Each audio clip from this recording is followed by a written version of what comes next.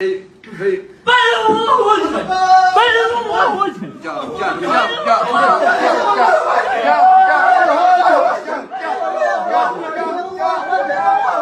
മുതൽ Saudi അറേബ്യയിലൊക്കെ social മീഡിയയിൽ താരമായിരിക്കുന്ന Yahya bin ഖാനിസ് അൽ ബിശ്രി എന്ന് പറയുന്ന ആളാണ് ഈ ഇരിക്കുന്നത്.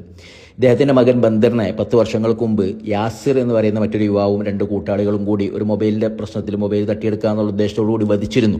സ്വാഭാവികമായിട്ടും ആ ഒരു കുറ്റവാളിയായ യാസിർ എന്ന് പറയുന്ന അയാൾക്ക് വധശിക്ഷ കിട്ടി.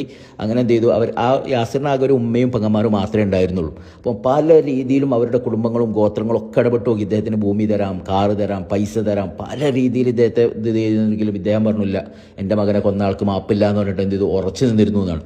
ഇന്നലെ ആയിരുന്നു ആ യാസിറിന്റെ വധശിക്ഷ നടപ്പിലാക്കേണ്ടിയിരുന്നത്. അതിന്റെ കൃത്യം 15 മണിക്കൂർ മുമ്പ് ഉച്ചക്ക് ഉറക്കത്തിൽ നിന്ന് എണീറ്റിട്ട് ഇദ്ദേഹം എന്ത് ചെയ്തു, നേരെ സ്വന്തം വണ്ടി എടുത്തിട്ട് ആ യാസിറിന്റെ ഉമ്മാന്റെ വീട്ടിൽ വന്നിട്ട് എന്ത് ചെയ്തു, വാതിലിന് മുട്ടി നേരെ വന്നിട്ട് ഗഹവ ആണെന്നുണ്ട്. അങ്ങനെ ഗഹവ കുടിച്ചിട്ട് എന്ത് ചെയ്തു, ആ ഉമ്മാനോട് പറഞ്ഞു, നിങ്ങളാലോചിച്ചിട്ടും അവന്റെ പെങ്ങന്മാരാലോചിച്ചിട്ടും അള്ളാഹിന്റെ വജീന് വേണ്ടി ഞാൻ പൊരുത്തപ്പെട്ട് കൊടുത്തിരിക്കുന്നു, അവനെ അതായത് മാപ്പ് കൊടുത്തിരിക്കുന്നു എന്ന് പറയുന്ന ഒരു രംഗാണ്. والله اللي اعتقلت في هذا اليوم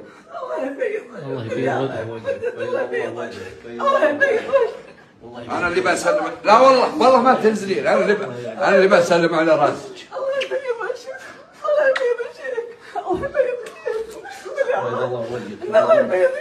ആ ഒരു വാർത്ത കേട്ട് വിശ്വസിക്കാൻ കഴിയാതെ അവരുടെ ഉമ്മ കാൽമക്ക് വീഴുന്നതും അവരുടെ ഗോത്രത്തിലുള്ള മറ്റുള്ളവർക്ക് ഓടി വന്നിട്ട്, കാരണം എന്തൊക്കെ കൊടുത്തിട്ടും ഓഫർ കൊടുത്തിട്ടും സമ്മതിക്കാത്ത ഒരാൾ 15 മണിക്കൂർ മുമ്പ് വന്നിട്ട് എന്ത് ചെയ്യാണ്, യാതൊരു പ്രതിഫലം ആഗ്രഹിക്കാതെ മാപ്പ് കൊടുക്കുക എന്ന് പറയുമ്പോൾ അവർ വന്നിട്ട് കാൽമക്ക് വീഴുന്ന രംഗാണ് ഈ കാണുന്നത്. അത് മാത്രമല്ല, പിന്നെ യാസിറിന്റെ ഗോത്രം ഇത് വിവരറിഞ്ഞിട്ട് എന്ത് ചെയ്യാണ്, ഏറ്റവും ലേറ്റസ്റ്റ് മോഡൽ ലാൻഡ് ക്രൂസർ വണ്ടി കൊണ്ടുവന്ന് അവരുടെ വീട്ടിന് മുമ്പിലിട്ടിട്ട് വെള്ളക്കൊടിയായിട്ട് വന്നിട്ട് നിങ്ങൾ സ്വീകരിക്കണം, നിങ്ങൾക്കുള്ളതാണെന്ന് പറഞ്ഞിട്ട് കൊണ്ടുവന്ന് കൊടുക്കുന്ന ഒരു രംഗാണ് ഈ കാണുന്നത്.